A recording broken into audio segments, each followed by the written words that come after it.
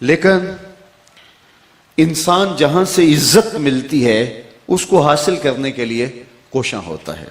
یہ انسان کی فطرت ہے.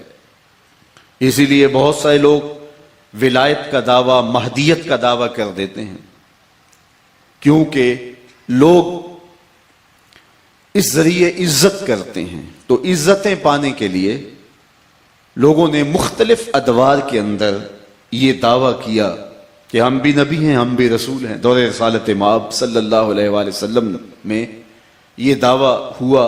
اسود انسی نے دعویٰ کیا، مسیلمہ کذاب نے دعویٰ کیا، سجا نامی ایک عورت نے دعویٰ کیا کہ میں نبی ہوں.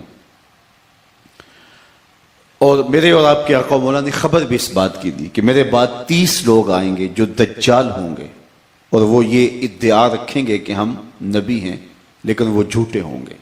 میں آخری نبی ہوں، میرے بعد کوئی نبی، کوئی رسول، کوئی پیغمبر نہیں ہوگا. اب سوال یہ ہے کہ مختلف زمانوں میں مختلف لوگوں نے آ کے نبوت کا دعویٰ کیا اور وہ اپنے منطقی انجام کو پہنچے. مسیلمہ کذاب سب سے پہلے پوری قوت سے سر اٹھایا اور پھر اپنے انجام بد کو پہنچا. حضرت سیدنا صدیق اکبر رضی اللہ تعالی عنہ نے اس کی سرکوبی کے لیے باقاعدہ جنگ یمامہ لڑی، اور اس میں 700 حفاظ شہید ہوئے، اور ایک بہت بڑا معرکہ تھا. صرف حفاظ کی شہادت ان کی تعداد 700 ہے. بلکہ جذبوں کا ایسا سیل رواں تھا کہ مسیلمہ کذاب کے جھوٹے لشکر کے ساتھ لڑتے ہوئے ایک صحابی کا پاؤں کٹ گیا، اور جب پاؤں کٹا تو اس کے جسم سے گودا بہنے لگا. پنڈلی سے گودا بہ رہا ہے، لیکن اس نے کٹے ہوئے پاؤں کو پکڑا اور کافر کے منہ پر دے کے مارا. اس کی دہشت اور اس کی ہیبت سے وہ موقع پہ ڈھیر ہو گیا. یعنی کیسے جذبے تھے اور کیسا ان کے سینے کے اندر ایمان کا جذبہ فراواں اور حرارت تھی کہ وہ اس بات کو برداشت نہیں کرتے کہ کوئی شخص اس بات کا ادعا کرے، اور اس کے لیے انہوں نے قربانیاں پیش کی. اس کے بعد مسیلمہ کذاب کے بعد جو لوگ آئے وہ مختلف ادوار میں مسلمانوں کے قہر و غضب کا شکار ہوتے رہے اور اپنے منطقی انجام کو پہنچتے رہے. لیکن جب کوئی بھی مدعی نبوت ادعائے نبوت کے بعد اپنے منطقی انجام کو پہنچ گیا تو اس کا قصہ بھی ختم ہو گیا. اس کے متبعین بھی اس کے ساتھ ہی دم توڑ گئے، ان کا وجود بھی مٹ گیا. مسیلمہ کذاب کا ماننے والا آج آپ کو دنیا پہ کوئی شخص نہیں ملے گا. اسود انسی کا ماننے والا آپ کو دنیا کے اوپر کوئی شخص نہیں ملے گا. ابو عبیدہ مختار سقفی کا ماننے والا آپ کو دنیا کے اوپر کوئی نہیں ملے گا. جتنے بھی مدعیان نبوت تھے ان کا ماننے والا آپ کو پوری دنیا کے اوپر کوئی نہیں ملے گا. جس طرح وہ مٹی کا رزق ہوئے اور اپنے منطقی انجام کو پہنچے، ان کی ذریت اور ان کے ماننے والے، ان کے متبعین، ان جھوٹے مدعیان نبوت کے جھوٹے ماننے والے، جھوٹے امتی بھی اسی طرح ذلیل و رسوا ہو گئے اور اپنے منطقی انجام کو پہنچ گئے. لیکن دو لوگ ایسے ہیں کہ جن کے چلے جانے کے بعد بھی ان کے مدعیان نبوت کے، ان جھوٹے مدعیان نبوت کے ماننے والے آج بھی دنیا کے اوپر موجود ہیں. ایک مسیلمہ پنجاب مرزا قادیانی اور ایک ایران کا بہاءاللہ. ایران کے اس مدعی نبوت کے ماننے والے بہائی اور مرزا قادیانی کے ماننے والے قادیانی آج بھی پوری دنیا کے اوپر موجود ہیں. یہ ایک بہت بڑا سوال ہے کہ جو بھی آیا بڑی قوت کے ساتھ آیا. مسیلمہ کذاب اپنی پوری جمعیت کے ساتھ ایک طاقت کے ساتھ میدان عمل میں آیا، لیکن اپنے منطقی انجام کو پہنچا تو اس کا نشان تک مٹ گیا، اور اس کے متبعین میں سے کوئی بھی باقی، اس کے باقیات میں سے آپ کو کوئی بھی وجود نہیں ملے گا. لیکن کیا وجہ ہوئی کہ یہ دو مدعیان نبوت کے ماننے والے آج بھی دنیا کے اوپر موجود ہیں اور پائے جاتے ہیں. میری آج کی اس مختصر حاضری کا عنوان یہی ہے اور اگر اس بات کو غور سے آپ سن لیں تو بہت ساری چیزیں فہم اور ادراک میں اتر جائیں گی، اور اس فتنے اور اس شر اور فساد کی بنیاد سمجھ آئے گی، اور یہ امت کے لیے کتنا خطرناک ہے اس کو سمجھنے میں آسانی ملے گی۔ کسی بھی مدعی نبوت کے ماننے والے دنیا کے اوپر موجود نہیں، اس کے ساتھ وہ بھی رزق خاک ہو گئے، لیکن مرزا کے ماننے والے اور بہاءاللہ کے ماننے والے آج بھی دنیا کے اوپر موجود ہیں، اور وہ پوری قوت کے ساتھ پھیلنے کی کوشش میں لگے ہوئے۔ اصل بات یہ ہے کہ مختلف ادوار میں لوگوں نے جو مدعی نبوت ہوئے، جنہوں نے اعلان نبوت کیا، وہ جھوٹی شہرت کی طلب میں میدان میں آئے، اور انہوں نے اپنے گرد لوگوں کی جمعیت کو جمع کیا، لوگوں کو اپنے گرد اکٹھا کیا، لیکن جب اپنے منطقی انجام کو پہنچ گئے تو وہ سارے لوگ منتشر ہو گئے۔ لیکن یہ جو دو لوگ تھے، یہ آج خود نہیں آئے، ان کو کچھ قوتیں لے کر آئیں، ان کو کچھ نادیدہ ہاتھ لے کر آئے۔ تو جب ان کو کوئی لے کر آیا تو پھر ان کے مر جانے سے کوئی فرق نہیں پڑتا، وہ نادیدہ ہاتھ آج بھی ان کی پشت پر موجود ہیں اور ان کو پروان چڑھا رہے ہیں، اور مسلمانوں کو یہ بات سمجھنی چاہیے۔ ایک بدماش نے کہا کہ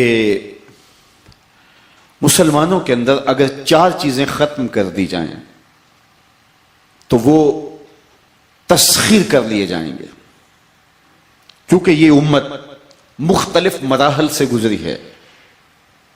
انہیں توڑا گیا، انہیں تقسیم کیا گیا، انہیں فرقوں میں بانٹا گیا، ان کو معاشی بحرانوں میں مبتلا کیا گیا، انہیں سیاسی بحرانوں میں مبتلا کیا گیا، ان کی جمعیت کو منتشر کرنے کے لیے کیا کیا طریقے کیے گئے، خلافت عثمانیہ کو توڑ کے اس کو حصوں میں بخروں میں تقسیم کیا گیا، لیکن یہ امت لٹتی ہے تو پھر کھڑی ہو جاتی ہے۔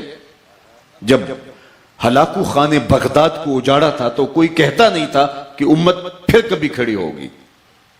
انسانی سروں کا مینار تعمیر کیا گیا، اور اس قدر قتل عام ہوا کہ 3 دن تک دریائے دجلہ کا پانی خون بن کے بہتا رہا۔ لوگ اپنی جان چھپانے کے لیے تہہ خانوں میں چھپ گئے، اور پھر دجلہ کا بند توڑ دیا گیا۔ 1.25 لاکھ لاشیں ہم نے تہہ خانوں سے اٹھائیں۔ یہ ہماری دردناک کہانی ہے۔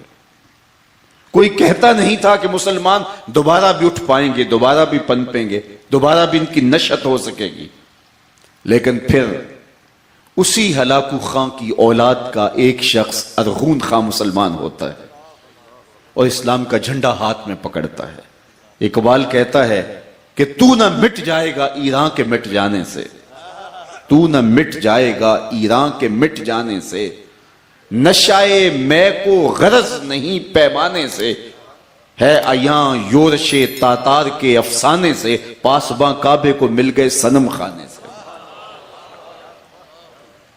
آپ دیکھ لیجئے مختلف ادوار میں مسلمانوں کو توڑا گیا، ان کی جمعیت منتشر کی گئی، لیکن یہ پھر کھڑے ہو جاتے ہیں، اور اس امت سے یہی نے خوف لگا رہتا ہے کہ یہ شکستہ امت پھر نہ کھڑی ہو جائے۔ فروغ آدم خاکی سے انجم سہمے جاتے ہیں کہ یہ ٹوٹا ہوا تارا مہ کامل نہ بن جائے، لیکن ہر دور میں ایسا ہوا، یہ شکستہ اور ٹوٹا ہوا تارا پھر مہ کامل بن کے چمکا، اور اس نے اجالے کیے اور اندھیروں اور ظلمتوں کو بھگا دیا۔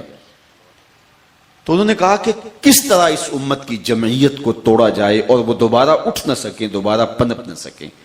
تو پہلے تو اس بات پہ غور کیا جائے کہ وہ کون سے عوامل ہیں کہ جو اس شکستہ امت کو پھر کھڑا کر دیتے ہیں، ان بے پرو بال کو پھر پرو بال دے دیتے ہیں۔ تو کہا 4 چیزیں ہیں جو اس امت کو مرنے نہیں دیتی۔ ایک چیز جو اس امت کو مرنے نہیں دیتی وہ قرآن مجید ہے، جو اس امت کو زندہ رکھے ہوئے ہے، اور قرآن مجید کی جو روح ہے وہ دلوں میں ہلچل پیدا کر دیتی ہے، اور شکستہ درماندہ مٹی کٹی لٹی بے آباد اور خانمہ برباد امت کو پھر اپنے پاؤں پہ قرآن کھڑا کر دیتا ہے۔ ابھی قرآن پڑھا جا رہا تھا، کتنے لوگ ہوں گے جن کو اس کے ترجمے اور مفہوم سے آگہی ہو رہی ہوگی؟ بہت کم لوگ تھے، علماء، مشائخ اور چند ایسے لوگ جو قرآن مجید کے ترجمے سے شغف رکھتے ہیں، وہ یہ سمجھ پا رہے ہوں گے کہ قرآن مجید کی جو تلاوت ہو رہی ہے اس کا مفہوم کیا ہے۔ باقیوں کو مفہوم کی سمجھ نہیں آ رہی تھی، لیکن قرآن کا لطف روح میں اتر رہا تھا، قرآن کا نور دل میں اتر رہا تھا، قرآن کا نور دل میں اپنی جگہ بنا رہا تھا۔ یہ قرآن ہے، کتاب زندہ ہے قرآن۔ اقبال نے کہا تھا آنکھ کتاب زندہ قرآن حکیم، حکمت او لا یزال است و قدیم۔ یہ کتاب زندہ ہے، بلکہ آگے چل کسی نظم میں اقبال بولتے ہیں فاش بھی گوئم آنکھ در دل مزمرست، این کتاب نیست چیز دیگرست۔ میں کھل کے نہ کہہ دوں جو میرے سینے میں چھپا ہے یہ کتاب نہیں، یہ کوئی اور ہی شے ہے، یہ مردہ قوموں کو کھڑا کر دینے والی کتاب ہے۔ اور یہ امت جب اس کتاب سے جڑتی ہے تو اس کتاب سے زندگی ملتی ہے۔ یہ حیات آفری کتاب ہے، اس کا لفظ لفظ روشنی بانٹتا ہے، اس کا حرف حرف اجالے بانٹتا ہے۔ نور و نکھت سے مالا مال یہ کتاب دلوں کی مردہ زمینوں اور بنجر زمینوں کو حیات نو بخش دی ہے۔ تو کہا ایک قرآن مجید ہے جو ان کو زندگی دیتا ہے، اس کی فکر کبھی فرسودہ نہیں ہوئی، اس کا فلسفہ کبھی پرانا نہیں ہوا۔ قرآن مجید کا پیغام روحوں میں اترتا ہے اور گھر کرتا چلا جاتا ہے۔ دنیا کے کسی بھی خطے میں رہنے والے لوگ ہوں، اسلام کے ساتھ ان کا تعلق اس کتاب کی وجہ سے مضبوط رہتا ہے۔ یہ جب سرخ انقلاب آتا ہے تو روس میں قرآن مجید چھین لیے جاتے ہیں، اور جس گھر میں قرآن مجید کا کوئی ایک ورق اور ایک پارا بھی ملتا ہے سخت سے سخت سزائیں دی جاتی ہیں۔ مساجد کو تالے لگ گئے اور قرآن مجید چھین لیے گئے، مدارس اجاڑ دیے گئے، اور کوئی نہیں کہتا تھا کہ یہ دوبارہ بھی کھڑے ہوں گے۔ لیکن آج دنیا کے خطے پہ یہ جو آزاد ریاستیں ہیں، اس وقت جو اسلام کے جتنا قریب وہ ہیں اور جس قدر سینے کے اندر حرارت اور ایمان کی بہاریں وہ لیے ہوئے ہیں، یہ قرآن کی برکت سے۔ میاں قرآن تو چھین لیا گیا، لیکن قرآن مدارس سے اٹھا لیا گیا، مساجد سے اٹھا لیا گیا، گھروں سے اٹھا لیا گیا، لیکن ماؤں نے لوریاں دے کے بچوں کو قرآن پڑھایا۔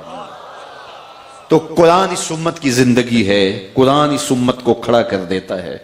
ایک تو قرآن جب تک ان کے اندر موجود ہے اتنی دیر تک یہ قوم، یہ امت ناقابل تسخیر ہے۔ دوسری چیز جو اس امت کو، اس قوم کو مرنے نہیں دیتی، وہ حج کا اجتماع ہے۔ یہ مسلمانوں کی وحدت کی علامت اور ضمانت ہے۔ جتنا خوبصورت نظم مسلمانوں کو دیا گیا ہے پوری کائنات میں کسی اور کے پاس نہیں ہے۔ ہم محلے کی سطح پر 5 وقت مسجد میں اکٹھے ہوتے ہیں، جڑتے ہیں، ایک دوسرے سے ہمارا ربط قائم ہوتا ہے، اور علاقے کی سطح پہ 8 دن کے بعد ہم جمعۃ المبارک کے اجتماع میں شریک ہوتے ہیں، اور شہر کی سطح پہ ہم عیدین کے 2 اجتماعات میں شریک ہوتے ہیں، اور عالمی سطح پہ حج کے اجتماع میں شریک ہوتے ہیں۔ گلی سے لے کر کے عالمی سطح تک ہمارا ایک اجتماعی نظم ہے، اور حج پوری دنیا کے مسلمانوں کو باہم جوڑتا ہے اور ان کو وحدت کا سبق دیتا ہے۔ مختلف خطوں سے، علاقوں سے اور مختلف شہروں اور بستیوں سے آئے ہوئے لوگ ایک ہی صدائے دل نواز لبیک اللہم لبیک کا ترانہ پڑھ رہے ہوتے ہیں۔ تو حج اس امت کی وحدت کی ضمانت ہے۔ تو جب تک حج موجود ہے اس امت کو ختم نہیں کیا جا سکتا۔ تیسری چیز جو اس امت کو مرنے نہیں دیتی اور ان کی قوت ختم نہیں ہونے دیتی وہ جہاد ہے۔ جہاد اس امت کے عروج اور اس امت کے باق پن کی علامت ہے، اسے اسلام کی چوٹی قرار دیا گیا۔ تو جہاد کی قوت اور جہاد کا جذبہ جب تک ان کے سینوں سے چھین نہیں لیا جاتا اتنی دیر تک یہ ناقابل تسخیر ہی رہیں گے۔ اور چوتھی چیز جو مسلمانوں کو مرنے نہیں دیتی اور وہ عشق رسول ہے صلی اللہ علیہ وسلم۔ یہ بھوکے اور پیاسے تو رہ سکتے ہیں لیکن حضور کے نام کا سودا نہیں کر سکتے۔ یہ اپنا سب کچھ لٹا دیتے ہیں اس مبارک نام پہ، اور پھر بھی کہتے ہیں حق تو یہ تھا کہ حق ادا نہ ہو۔ یہ جب اپنے دل کا سودا کرتے ہیں تو مدینے کی گلی میں ہی کرتے ہیں۔ تو یہ چار چیزیں ہیں جو ان کو ناقابل تسخیر بناتی ہیں، اور اگر ان کے سینوں سے یہ چار چیزیں چھین لی جائیں تو پھر یہ جب مریں گے، جب ان کو توڑا جائے گا، تشتت افتراق میں مبتلا کیا جائے گا، تو پھر دوبارہ کبھی اٹھ نہیں پائیں گے۔ لہٰذا ان سے ان چار چیزوں کو چھینا جائے اور ختم کیا جائے۔ جہاد کے خاتمے کے لیے ٹاسک دیا گیا مرزا قادیانی کو، اور وہ خود اپنی کتابوں میں لکھتا ہے کہ ممانعت جہاد کے لیے میں نے اتنی کتابیں لکھی ہیں کہ 50 الماریاں بھر سکتی ہیں۔ اطراف و اکناف عالم میں اس نے لٹریچر لکھ لکھ کے پہنچایا کہ اب میں آ گیا ہوں، اب جہاد ختم ہو گیا ہے۔ تو اس کو ٹاسک یہی دیا گیا تھا کہ جہاد کے خاتمے کی بات کرو، تاکہ مسلمانوں کے اندر سے اس روح کو ختم کیا جائے اور اس روح کو نوچ لیا جائے۔ اور بہاءاللہ کو ایران میں یہ ٹاسک دیا گیا کہ حج کے روکنے کے لیے، حج کے ختم کرنے کے لیے محنت کی جائے، اور اس نے کیا کیا؟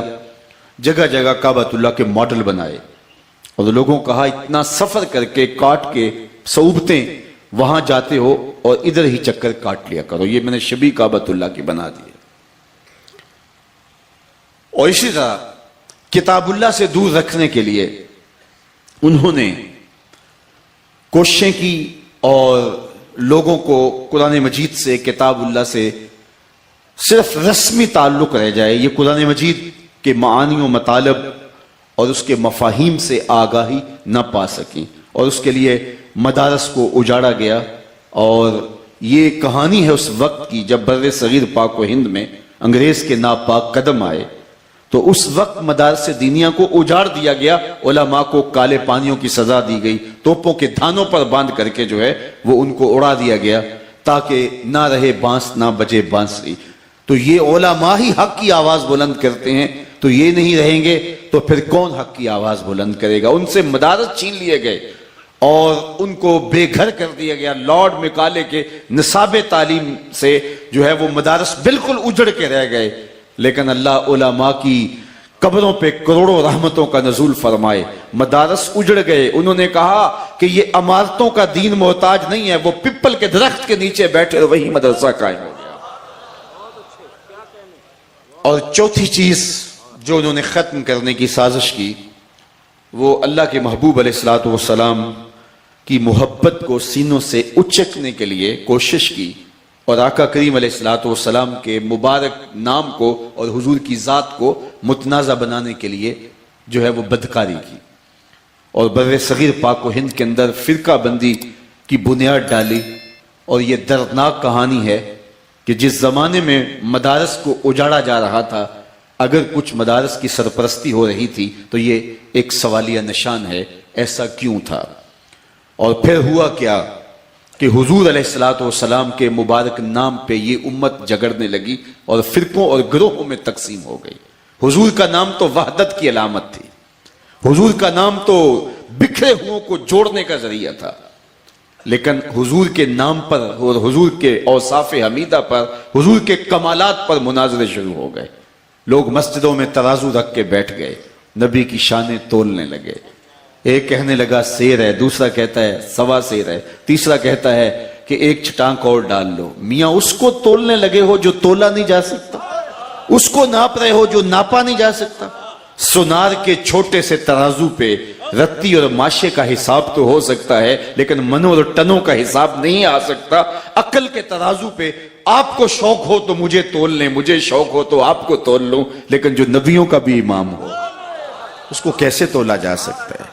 ڈٹھے ورق قرآن دے پھول سارے، ڈٹھے ورق قرآن دے پھول سارے، تیری شان جیا نہیں کوئی ہور ڈٹھا، تیری شان دا کرے مقابلہ جڑا انہوں عاشقاں اصلی چور ڈٹھا۔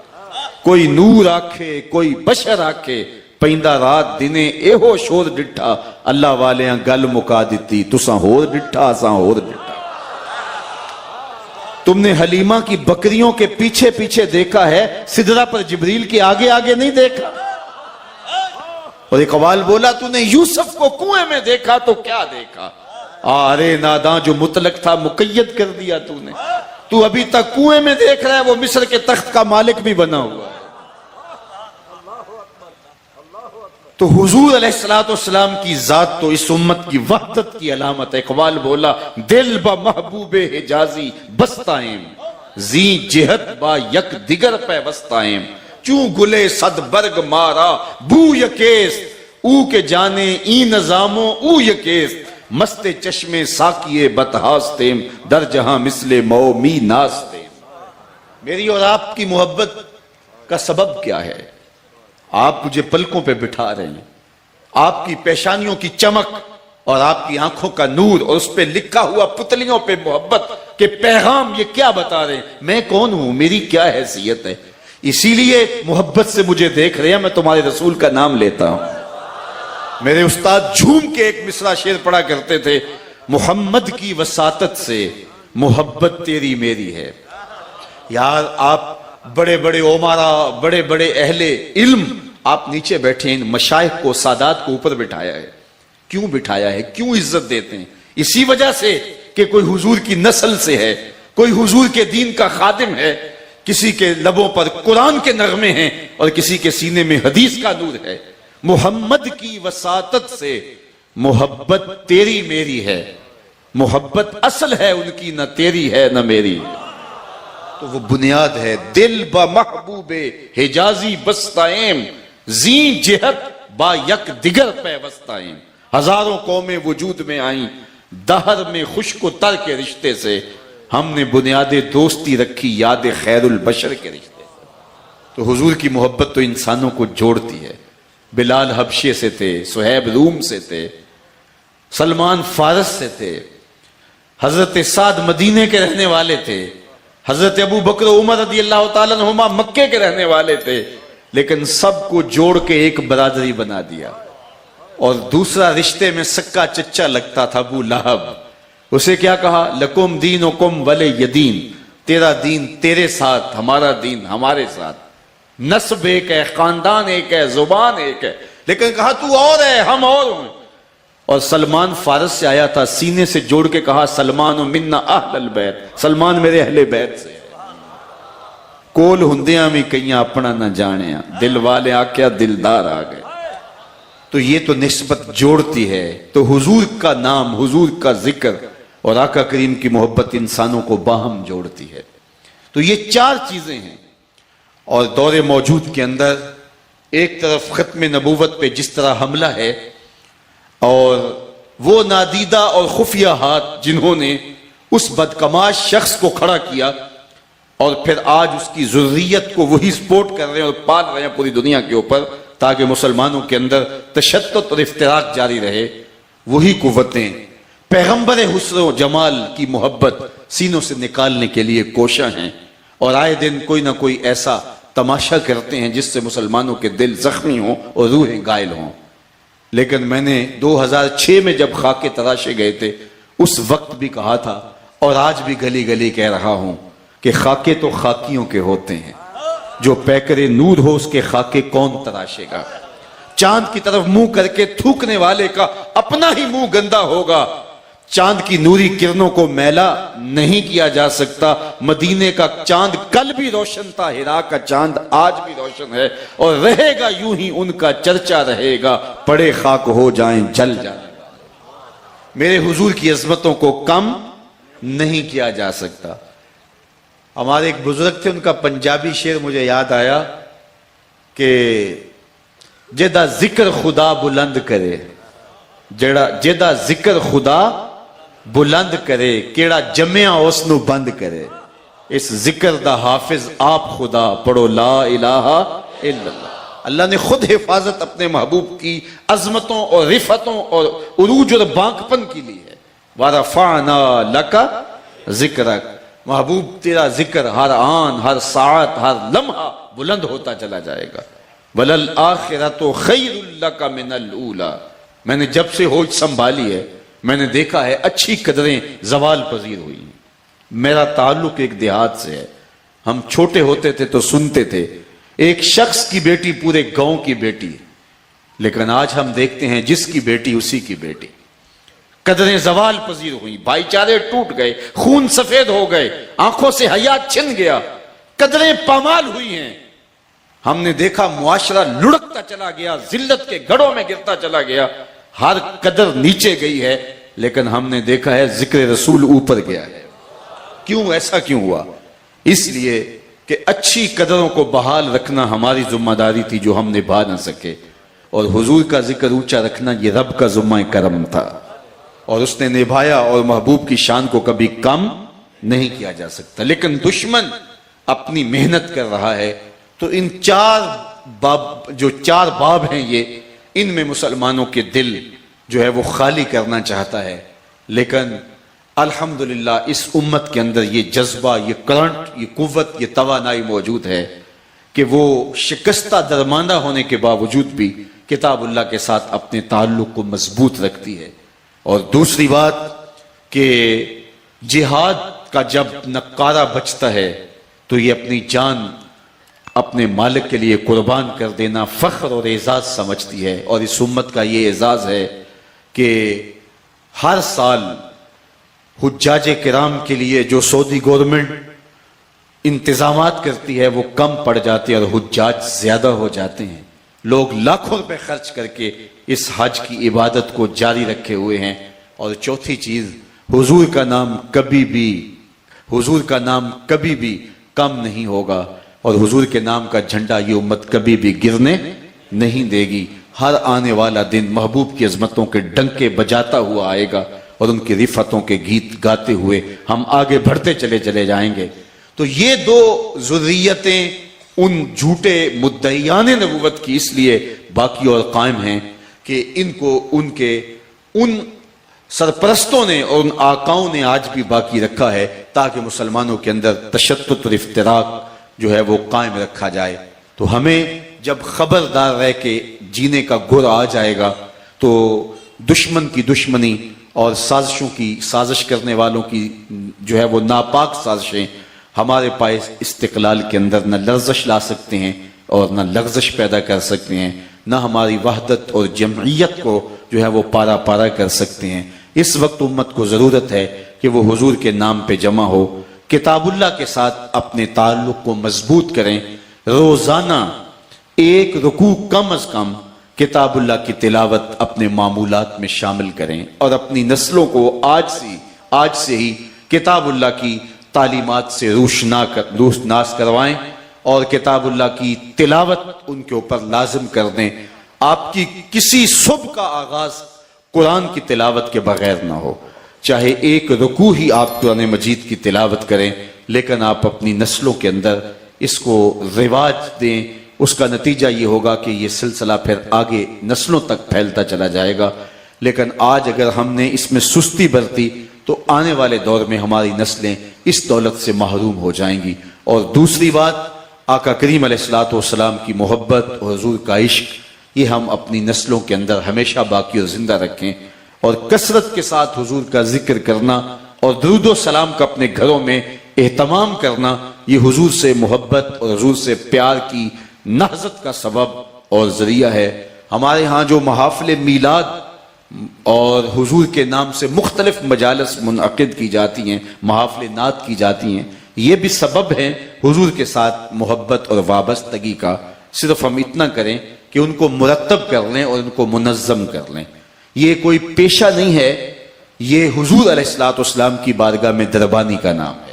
تو عقیدتوں کے سانچوں میں ڈھل کر کے جب ہم ان اجتماعات کو منعقد کریں گے تو اس کے لازمی نتائج انشاءاللہ ظہور پذیر ہوں گے۔ اسی طرح باقی جو امور دین ہے ان کی طرف ہماری بھرپور توجہ ہونی چاہیے۔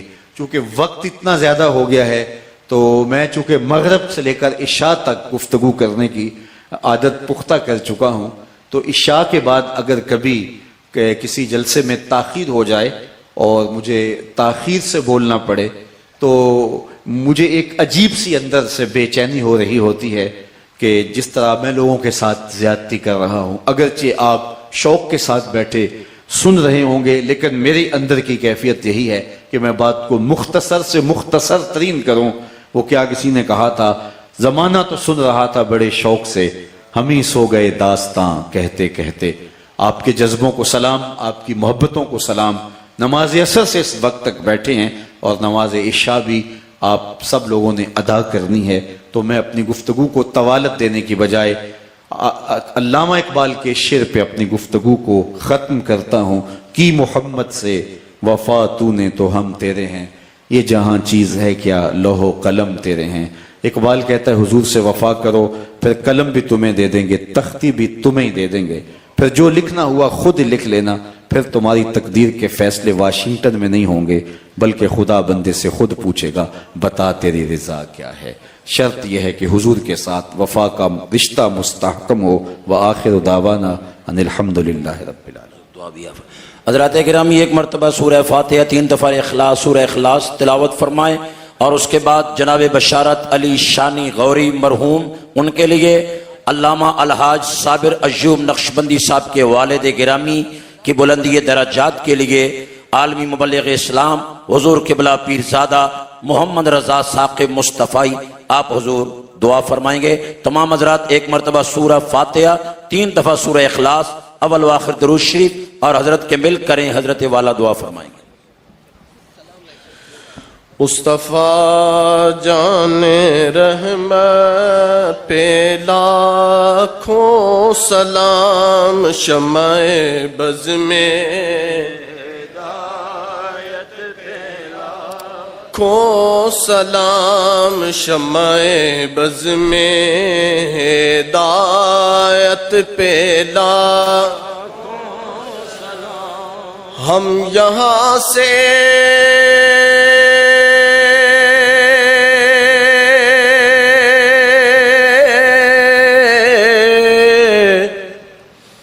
پکارے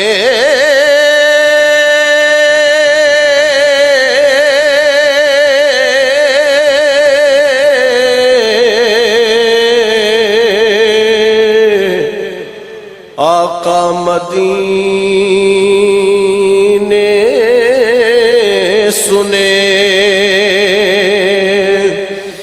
ہم یہاں سے پکارے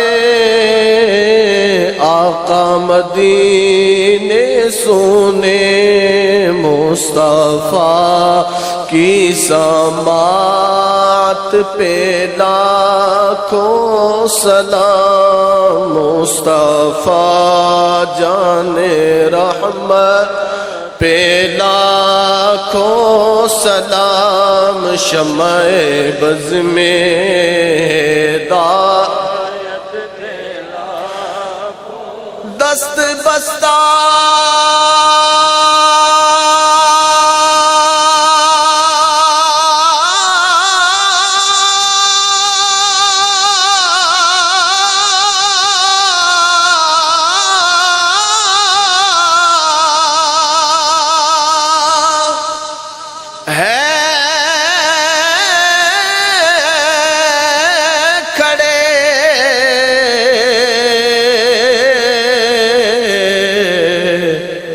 آقا حاضر غلام،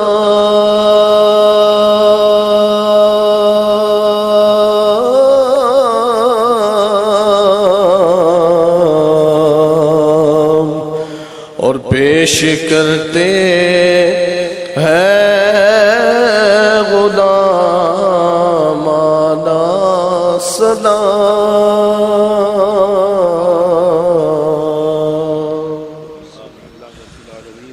والسلام علی اشرف الانبیاء والمرسلین۔ اللہ اٹھے ہوئے ہاتھ کبھی خالی نہ موڑنا، اور پھیلی ہوئی جھولیاں ہمیشہ رحمتوں سے بھر دینا، بخت کی بہاریں نصیب کر دینا، مقدر کی خزائیں رخصت کرنا، جئیں تو تیرے لیے مریں تو تیرے دین کے لیے، اور زندگی کی آخری ہچکی تک تیرے رسول کے وفادار رہیں۔ ہر علت سے، ہر قلت سے، ہر ذلت سے رہائی عطا کر، اپنے پاک نبی کے در کی گدائی عطا کر، نفس و شیطان کے مکر و فریب سے، دجل و تلبیسات سے ہماری حفاظت کر دے۔ اللہ اس درسگاہ کو قیامت تک آباد رکھنا، اس کی رونق سلامت رکھنا۔ اللہ جتنے بچوں نے حفظ قرآن کی سعادت پائی، کتاب رحمت پر ان کو عمل کرنے کی توفیق نصیب کرنا، کتاب اللہ کے تقاضوں پہ عمل کی توفیق عطا کر دینا۔ ہمارے محترم علامہ صابر ایوب صاحب اور ان کے دیگر رفقائے کار جو یہ سلسلہ محبت لیے ہوئے اپنے شب و روز وقف کیے ہوئے ہیں، اللہ انہیں جزائے خیر عطا کر دے، ان کی مساعی جمیلہ اپنی بارگاہ میں قبول فرما، ان کو اس کا بہتر دنیا میں اور آخرت میں صلہ عطا فرما دے، اور اپنی خاص کرم نوازیوں کے اجالے ان کے خاندان کو، ان کے رفقا کو، ان کے خاندانوں کو نصیب کر دے۔ جتنے لوگ اس اجتماع محبت میں تشریف لائے، اللہ واپس گھروں میں پہنچنے سے پہلے اس اجتماع کی برکتیں سب کے گھروں تک پہنچا دے۔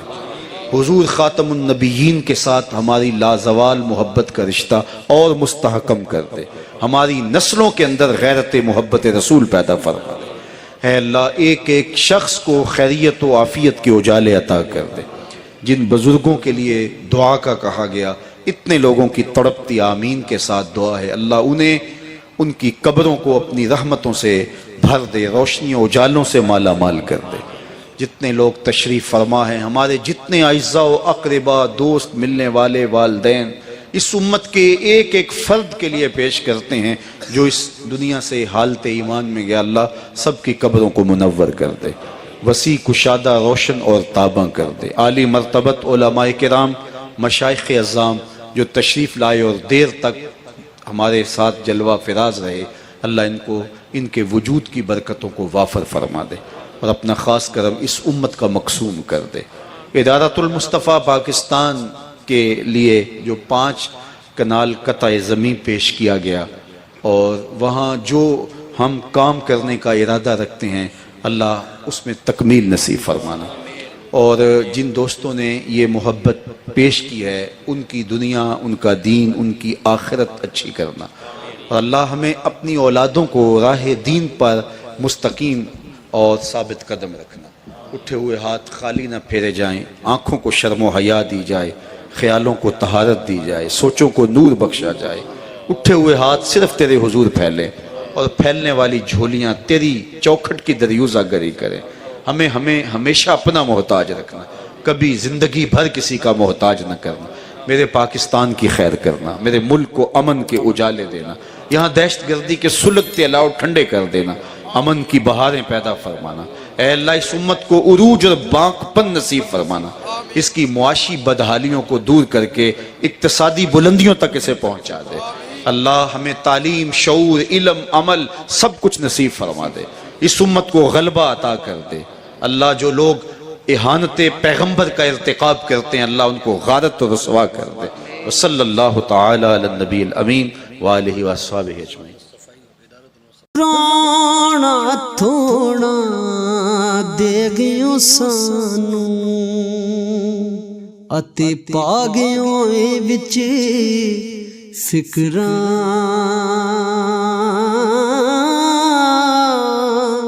پاٹی لیر پرانی وانگوں تے ٹنگ گیوں وچ ککراں